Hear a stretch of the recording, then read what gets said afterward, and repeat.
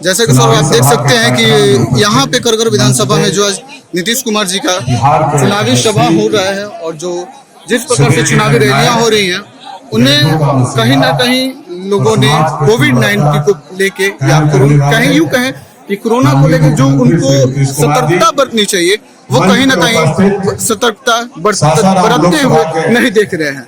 आप साफ देख सकते हैं कि बहुत सारे ऐसे लोग आपको मिलेंगे जिन्होंने मास्क का प्रयोग नहीं किया है और सोशल डिस्टेंसिंग का बिल्कुल ही ख्याल नहीं रखा जा रहा है, जिसकी वजह से कहीं ना कहीं तो ये सारे लोग एक बार ये हो सकता है कि ये भी कोरोना के चपेट में आए और इनको यहाँ तक नहीं पता कि यदि एक बार एक को संक्रमण होती है कहीं ना कहीं ये इतनी भयावह स्थिति हो जाएगी कि इसको संभाल पाना बड़ा मुश्किल होगा। और अब आप ये भी देख सकते हैं यहाँ पे जितनी भी प्रशासन व्यवस्थाएं हैं वो लोगों को समझाते हुए नजर आ रही हैं कि लोग सतर्कता बरतें, लोग सोशल डिस्टेंस का पालन करें और कहीं ना कहीं मास्क का प्रयोग करें। यहाँ पे जो भी अधिकारी आपको नजर आएंगे वो ये कोशिश करेंगे कि जनता को समझाएं और वो उनको समझाने का काम भी कर रहे हैं। वो लोगों को बता रहे हैं कि कितनी भयावह स्थिति हो सकती है यदि आपको संक्रमण हो जाए तो।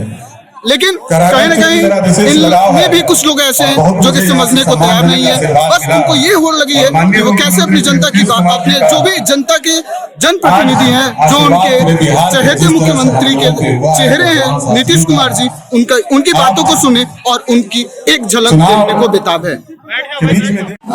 आप साफ तौर पे देख सकते हैं नीतीश कुमार जी का हेलीकॉप्टर अपने हेलीपैड की तरफ पहुंचती हुई और यहाँ पे करगर विधानसभा क्षेत्र के जगजीवन राम मैदान में वो बस कुछ ही देर में उपस्थित होने वाले हैं और उनका हेलीपैड, उनका हेलीकॉप्टर आपके सामने नजर आता हुआ। और आप साफ तौर पे देख सकते हैं कि यहाँ की जनता कितनी बेताब दिख रही है कब उनके नेता उस हेलीकॉप्टर से बाहर आए और अपनी जनता को संबोधित करें और अपनी बातों से अपनी जनता को संतुष्ट करें और उनको ये विश्वास दिलाएं कि जब एक बार फिर से उनकी सरकार बनती है तो वो किस प्रकार से अपनी जनता की सेवा करते हुए नजर आएंगे और क्या क्या उनके एक नए मोटो होंगे, क्या उनका एक नया विजन होगा अपने नए बिहार को लेके। आप साफ तौर पे देख सकते हैं यहाँ की जनता, यहाँ का भीड़ उमड़ता हुआ कि उनकी बस वो ये चाहते हैं कि कितना जल्दी वो अपने नेता, अपने मुख्यमंत्री को कितना जल्दी अपने सामने पाए और उनकी बातों को ये सुनना चाहते हैं कि आखिरकार किस प्रकार से मुख्यमंत्री नीतीश कुमार जी अब इस विधानसभा के चुनाव में अपनी बातों से अपनी जनता को प्रभावित करने का कोशिश करते हैं। बस कुछ ही देर में आप देख सकते हैं साफ तौर पे मुख्यमंत्री जी का हेलीकॉप्टर इस मैदान में आ चुका है और वो बस कुछ समय में अपने हेलीकॉप्टर से बाहर आकर आने के बाद यहाँ के सीधे ये जो मंच बना हुआ है उस मंच पे आएंगे और अपनी जनता को यहाँ से संबोधित करते नजर आएंगे। तब तक के लिए आप देखते हैं सुपर 7। आप साफ तौर पे देख सकते हैं कि मुख्यमंत्री के चेहरे नीतीश कुमार और यहाँ की जनता को संबोधित करने के लिए अपनी बातों को रखने के लिए उनके सामने अपने माइक और अपने पोडियम के पास जाते हुए और वो किस प्रकार से अपनी जनता को संबोधित करते हैं और वो क्या क्या नया वादा और अपने 15 साल में किए गए कामों को किस प्रकार से गिनाते हैं, ये आप सीधे तौर पे सुन सकते हैं। चुनावी सभा की अध्यक्षता कर रहे श्री हरगोविंद सिंह जी, मंच के संचालनकर्ता करघर प्रखंड अध्यक्ष जनता दल यू श्री मनोज कुमार सिंह जी, राष्ट्रीय जनतांत्रिक गठबंधन एनडीए और जनता दल यूनाइटेड के सुयोग्य और लोकप्रिय उम्मीदवार भाई वशिष्ठ सिंह जी, यहाँ इस कार्यक्रम में उपस्थित प्रदेश जनता दल यू के कार्यकारी अध्यक्ष श्री अशोक चौधरी जी, हमारे पुराने साथी और रोहतास के माननीय सांसद भाई छेदी पासवान जी, काराकाट के माननीय सांसद श्री महाबली सिंह जी, जनता दल यू के वरीय नेता आलोक सिंह जी, यहाँ इस कार्यक्रम में उपस्थित भारतीय जनता पार्टी के सम्मानित नेतागण सर्वश्री शरद चंद्र चंद्रवंशी जी, केशव शाह जी, श्रीमती पूनम श्रीवास्तव जी, श्री उमेश गुप्ता जी, श्री देववंश मिश्र जी, श्री राजेंद्र तिवारी जी, जनता दल यू के हमारे साथी और नेतागण श्री गुप्तेश्वर सिंह जी, नागा जी और हरिशंकर जी, मोहतरमा रजिया कामिल अंसारी साहिबा, श्रीमती पूनम देवी जी, संजय पटेल जी, बद्री भगत जी, हरिहर सिंह जी, विजय यादव जी, सुरेंद्र राय जी, संजय सिंह जी, मुन्ना कुशवाहा जी, जनाब इसरार खां साहब, हृदय खरवार जी, प्रमोद कुमार पटेल जी, रंजू पटेल जी, अशोक पटेल जी, रजनीश सिंह जी, श्रीमती सुनैना देवी जी, श्री जगनारायण पासवान जी, अन्य सभी एनडीए के सम्मानित नेतागण, मेरे प्रिय साथियों, प्रिंट और इलेक्ट्रॉनिक मीडिया के पत्रकार मित्रों, छायाकार बंधुओं और इस चुनावी सभा में उपस्थित बहनों एवं भाइयों, अरे भाई और श्रीमती प्रमिला सिंह का जो पूर्व में जिला परिषद की अध्यक्ष रह चुकी हैं, सबसे पहले मैं उनका स्वागत करता हूं। और हम पहले ही से इनके काम को जानते रहे हैं और मुझे बड़ी खुशी है आज यहाँ चुनावी मंच पर भी मुलाकात हुई और जानकारी मिली, प्रसन्नता की बात है। और बाकी आप सब लोग जो धूप को बर्दाश्त करते हुए, झेलते हुए, आप सब जो इस कार्यक्रम में उपस्थित हैं, मैं इसके लिए सबसे पहले आपका हृदय से अभिनंदन करता हूं और आपको धन्यवाद देता हूं। हमारे साथियों ने जरूरी बातों की चर्चा कर दी। हम तो आपके बीच में सिर्फ आए हैं यही कहने के लिए कि भाई लोकप्रिय उम्मीदवार वशिष्ठ सिंह को फिर से जिताइए ताकि आपकी सेवा और कर सके, आपकी खिदमत करने का हम सब लोगों को मौका मिल सके। इसलिए यही अपील करने आए हैं। और जानते हैं चुनाव के समय तो तरह तरह की बात, बहुत लोगों को हमने इज्जत दी, लेकिन उन सबको इज्जत का कोई ख्याल रहता है जी, अपने को खाली बड़ा बड़ा नेता मानते हैं। अब इधर भी हमको फोन कर रहे हैं। अब बताइए साहब, चुनाव के पहले अब बताइए, हमने इतनी इज्जत की, मंत्री तक बना करके रखा, फिर जहां मन किया वहां खिसक करके चले गए, फिर किसी को खड़ा करा दिया। कौन कौन क्या करता रहता है, इसके चक्कर में मत पड़िएगा। और अभी आपको हम लोगों की तरफ से जो काम किया जा रहा है और आदरणीय देश के प्रधानमंत्री नरेंद्र भाई मोदी जी के द्वारा जो देश में काम किया जा रहा है, अभी हमारे पुराने साथी छेदी पासवान जी ने भी संक्षेप में चर्चा की। तो भाई केंद्र की सरकार भी काम कर रही है पिछले 6.5 वर्षों से, और हम लोग आपकी सेवा कर रहे हैं 15 वर्ष से। क्या हाल था पहले बिहार का, कितने लोग यहां से भागते थे,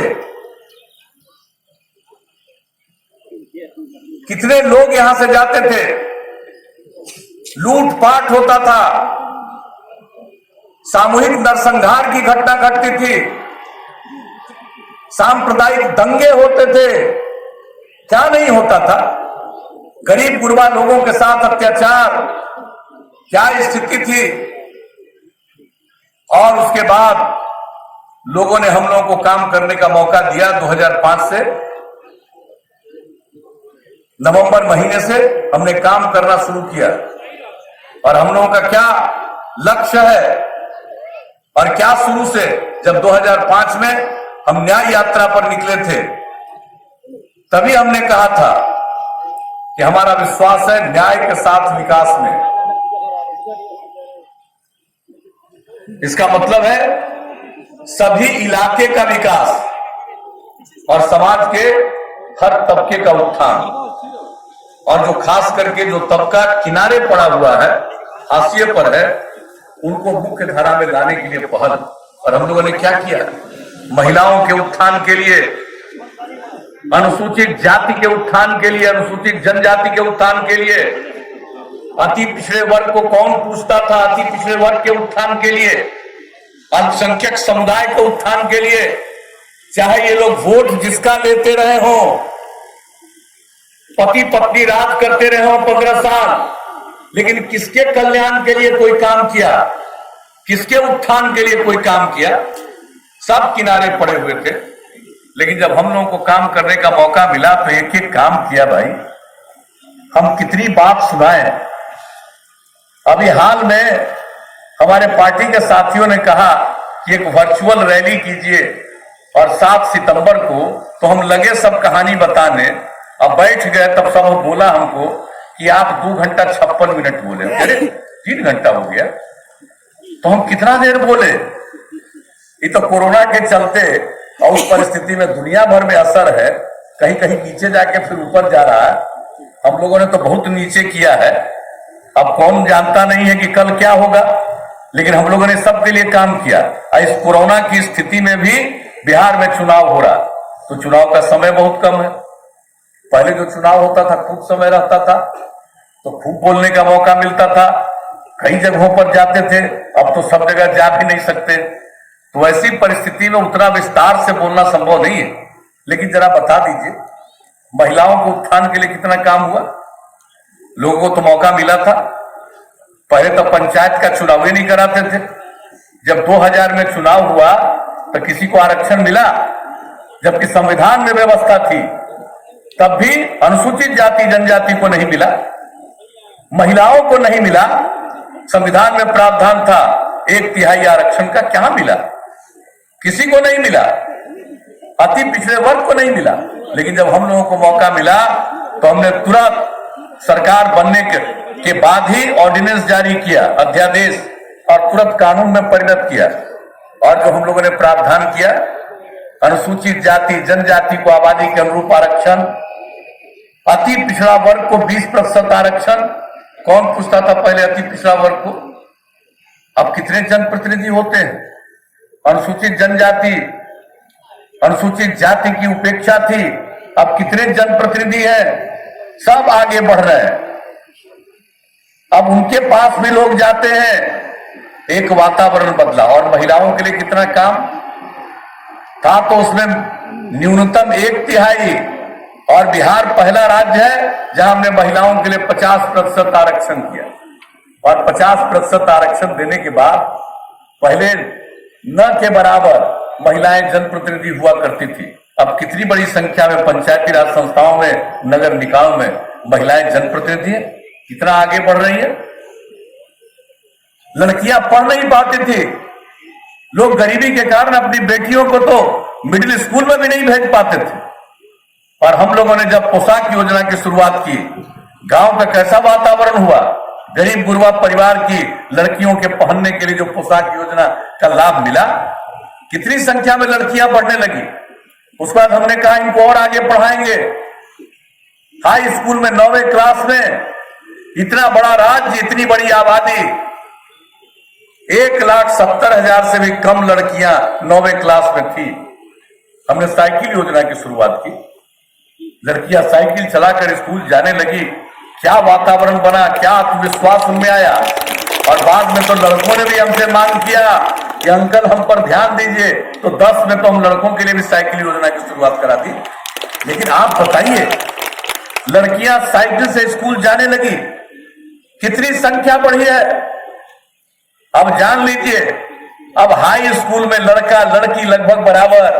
और इस बार तो कमाल का विषय, इस बार जो मैट्रिक की परीक्षा हुई, उस परीक्षा में परीक्षार्थी के रूप में लड़का से ज्यादा थोड़ी लड़की ही बढ़ी हुई थी। इतना बड़ा परिवर्तन हुआ है। और लोगों को, बहुत लोगों को जो सिर्फ मेरे खिलाफ बयान देते, जितना मन करे उतना बोलते रहिए, हमको कोई लेना देना नहीं, हमको बयानबाजी से कोई मतलब नहीं। हम लोगों के बीच में जाते हैं, उनकी बात सुनते हैं, समझते हैं, इलाकों का आकलन और अध्ययन करते हैं, और जो जरूरी चीज है उसके लिए काम करते हैं। पहला 5 साल में जो काम हुआ, अब आप सोच लीजिए कितनी लड़कियों को पढ़ाने के लिए। और उसके बाद हमारा प्रारंभ से ये विचार रहा, जब तक पुरुष और स्त्री दोनों मिलकर आगे काम करेंगे तभी समाज तरक्की की ओर जाएगा। और इसलिए जो महिलाओं के लिए जो हम लोगों ने स्वयं सहायता समूह न के बराबर पहले था, हमने विश्व बैंक से कर्ज लेकर के जीविका योजना, जीविका समूह बनाया। 10 लाख जीविका समूह का लक्ष्य रखा, पूरा हो गया।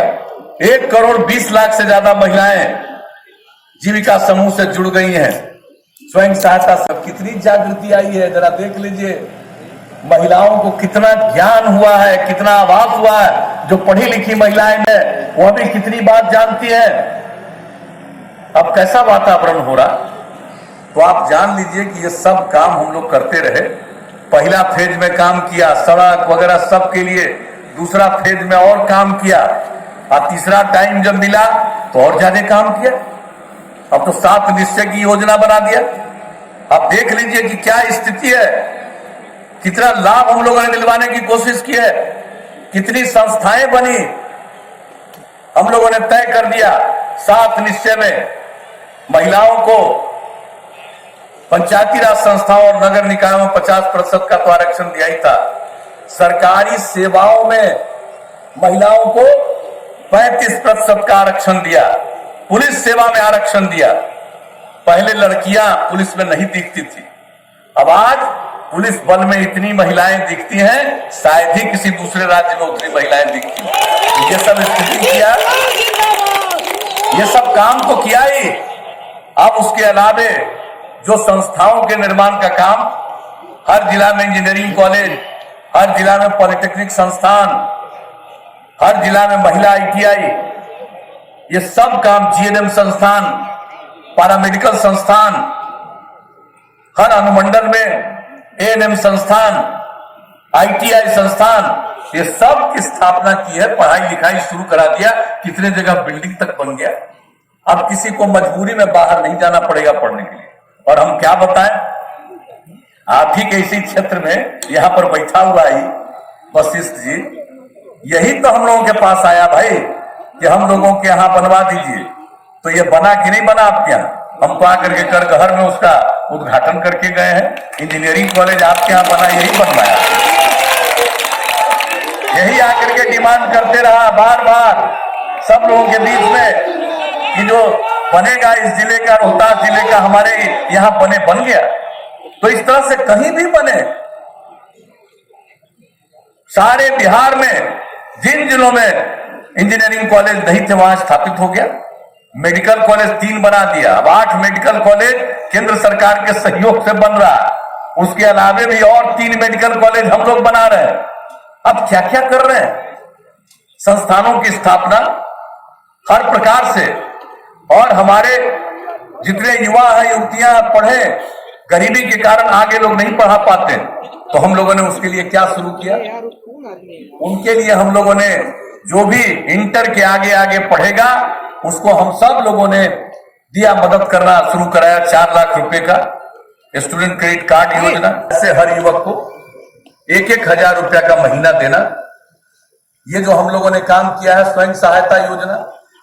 और तीसरा काम, जो हमारे युवा हैं, भले ही बहुत पढ़ाई नहीं किए हो लेकिन कोई भी काम करना चाहेंगे, तो आज का युग है कि कंप्यूटर पर काम करना उसको नहीं आएगा तो कोई काम उसको नहीं मिल सकता है। इसलिए हमने कुशल युवा कार्यक्रम के अंतर्गत कंप्यूटर का ज्ञान दिलवाना शुरू किया। और उसके बाद संवाद कौशल, कैसे बातचीत करोगे, व्यवहार कौशल, किसी के साथ किस प्रकार से व्यवहार करोगे, यह सिखाया जा रहा। 10 लाख युवक युवतियों ने इसका लाभ लिया है। ये सब काम, और क्या कहा, पूरे देश में चल रहा हर घर शौचालय, हम लोगों ने बिहार में भी कहा हर घर शौचालय निर्माण लगभग पूरा हो चुका। हर घर तक पक्की गली और नाली का निर्माण, वह भी काम लगभग पूरा। और क्या हमने कहा था, हर घर तक बिजली पहुंचा देंगे। अब आप बताइए, कोई सोचता था? 15 साल मौका मिला लोगों का, बिजली घटता चला गया। और जब हम लोगों को मौका मिला, हम लोगों ने बढ़ाना, एक एक चीज का अनुरक्षण, एक एक चीज की देखभाल होगी, हर चीज को देख करके लोगों तक पहुंचाया जाएगा। गांव के अंदर भी साफ सफाई का काम, एक एक काम, किसी प्रकार की गंदगी न रहे, शहरों में किसी प्रकार की गंदगी न रहे, इसके लिए काम हम लोग आगे के बारे में सोच लिए। और ये सब एक एक काम हम लोग करने के बारे में मन बना चुके हैं। और अगली बार मौका मिलेगा तो ये सब काम करेंगे। और जान लीजिए, सौरभ आप देख अगर सकते हैं, अगली बार मौका सारी मिलेगा वादों तो हम हर खेत तक भी इनकी सिंचाई बात के है। लिए पानी पहुंचवा देंगे, कहीं नीतीश सूखा कुमार जी नहीं अपने होगा, जनसभा हर को जगह संबोधित सिंचाई करने का के पानी दौरान अपनी पहुंचवा सारी देंगे। बातों को रखते हुए यहाँ पे हम लोगों नजर का आए। ये मन बना हुआ है, देखते ये रहिए संकल्प है, ये न्यूज़ सुपर निश्चय 7 है, और हम बार बार एक एक तरह से और युवाओं के लिए और काम